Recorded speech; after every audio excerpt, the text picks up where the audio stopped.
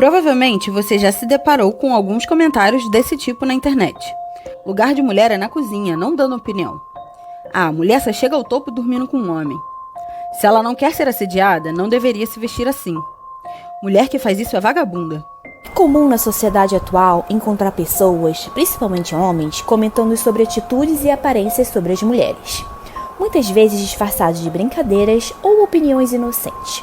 Porém, esses comentários carregam consigo uma aversão e um ódio profundo pelas mulheres e meninas. Mas por que isso acontece?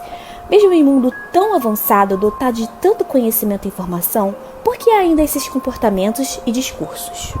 A misoginia é um conceito milenar, que com o passar do tempo foi se adaptando à modernidade. Hoje, não se queimam mais mulheres em praça pública, mas as atacam profundamente na internet, seja direta ou indiretamente. Olá, sejam muito bem-vindos ao Diversidade e Inclusão, um podcast jornalístico que aborda diversas temáticas relacionadas ao racismo, o capacitismo, a LGBTQ-fobia, o etarismo, além do sexismo e outras opressões. Nosso objetivo é discutir esses temas usando a comunicação como uma ferramenta de ação no combate a essas problemáticas. Esse programa é produzido pela Agência UVA em parceria com a disciplina de Comunicação Inclusiva. Cada episódio conta com uma participação especial e um recorte específico. Eu sou Vitória Musi. Eu sou a Juliana Ramos. E hoje vamos contar sobre a misoginia online, um dos preconceitos mais cometidos contra as mulheres atualmente. Para entender mais sobre isso, vamos voltar para alguns séculos atrás. A autora e filósofa Silvia Federici define a perseguição e ódio contra as mulheres como caça às bruxas. Em suas obras Caliban e a Bruxa e Mulheres e a Caça às Bruxas, ela define as raízes históricas do ódio contra as mulheres. Nos séculos XV e XVI, na Europa, mulheres eram perseguidas e acusadas de bruxaria.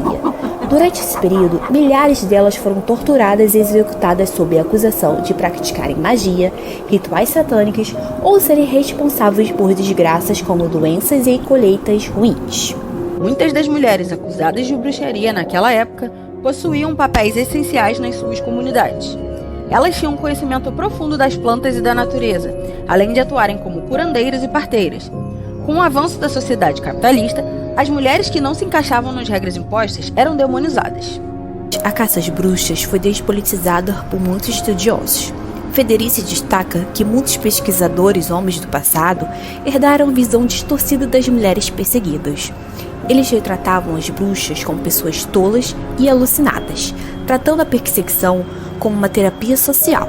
Isso desviava a atenção da brutalidade e injustiça dos caçadores de bruxas, minimizando a gravidade dos crimes cometidos contra essas mulheres. A perseguição não era apenas contra parteiras e mulheres independentes, mas também contra as que se rebelavam às normas de gênero da época. Mulheres que tinham uma vida sexual fora do casamento ou que contestavam a autoridade masculina eram vistas como subversivas.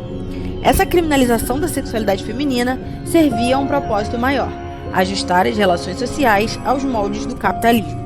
A caça às bruxas também marcou o início de um controle ainda mais rígido sobre o corpo das mulheres. Silvia Federici explica que práticas contraceptivas comuns entre as mulheres passaram a ser vistas como obras demoníacas. A partir dessa perspectiva, o Estado assumiu o controle direto sobre a sexualidade feminina, subjugando a necessidade de reprodução de filhos como destino delas. A perseguição não só destruiu vidas, mas também causou uma profunda divisão entre homens e mulheres. Essa caça manifestou nos homens um medo do poder e autonomia femininos. A partir das visões masculinas, as mulheres passaram a ser vistas como uma ameaça ao novo sistema social. Ao longo da história, as mulheres enfrentaram consequências severas por desafiar as normas estabelecidas pela sociedade patriarcal. Segundo Federici, a caça às bruxas representou uma das formas mais brutais de opressão, que buscou submeter as mulheres a um status inferior aos homens. Isso alterou suas funções na sociedade e restringiu suas liberdades. No contexto da misoginia contemporânea, a caça às bruxas representa repressão e controle sobre as mulheres, associando-as a descontroladas quando não se encaixam às expectativas patriarcais. Isso significa que mulheres consideradas diferentes são brutalmente agredidas, simplesmente por não se submeterem às regras impostas pela sociedade, como casamento e maternidade. Essa perseguição reflete o medo do poder feminino e a tentativa de controlar a autonomia das mulheres. Ao levarmos esse conceito para a internet, é possível notar diversos discursos de ódio contra as mulheres. De acordo com os dados da Central Nacional de Denúncias e Crimes Cibernéticos, da Cybernet, entre 2017 e 2022 foram feitas quase 300 mil denúncias contra crimes de ódio na internet.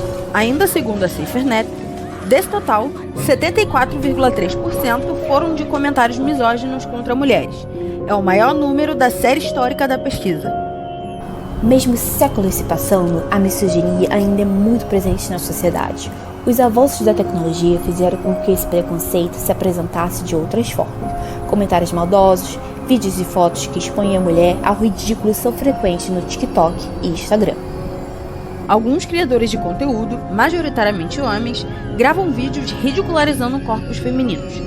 Na maior parte das vezes, esses conteúdos menosprezam corpos que não estão de acordo com os padrões impostos pela sociedade, o que reforça o pensamento e discurso de que as mulheres devem estar sempre preocupadas com sua aparência para agradar os homens. Outro exemplo dentro desse contexto é da influenciadora fitness Viviane Winkler, que costuma postar vídeos dos seus treinos. Recentemente, ela fez uma publicação onde corria na esteira e os principais comentários eram: "Tá com um corpo de homem, só falta barba, pra que tudo isso? Que exagero. Ela só quer chamar a atenção mesmo." Nas plataformas como TikTok e Instagram, há diversos vídeos supostamente fazendo humor de atitude que normalmente vem de mulheres. Alguns exemplos incluem piadas sobre mulheres serem emocionalmente instáveis ou inúteis em tarefas associadas ao sexo masculino. Recentemente, em um vídeo de 2 jovens que viralizou no TikTok, a publicação se tratava de uma trend chamada "Mulheres que passam a vibe com meme minúsculo". Novamente, esse tipo de conteúdo reforça que as mulheres devem seguir e se adequarem aos padrões que agradam somente aos homens. Segundo os criadores, esses vídeos utilizam o pretexto para ajudar as mulheres a se tornarem melhores, mas na verdade estão cheios de críticas destrutivas sobre o comportamento e aparência. Mas não é só nos conteúdos que vemos a misoginia acontecer. O uso de alguns adjetivos para se referir a mulheres também foi tomando espaço. Por exemplo, o termo Pick Me Girl ganhou força nas redes sociais durante a pandemia.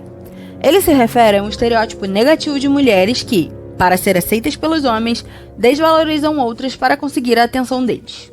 Elas tentam se distanciar de características femininas, criticando os comportamentos considerados típicos entre as mulheres.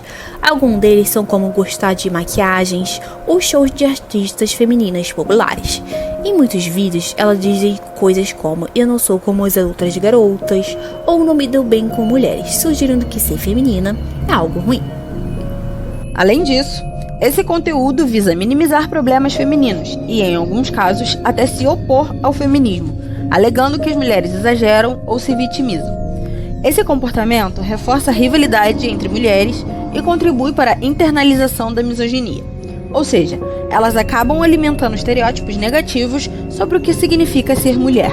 Vale lembrar que o próprio termo Pick Me Girl pode ser problemático.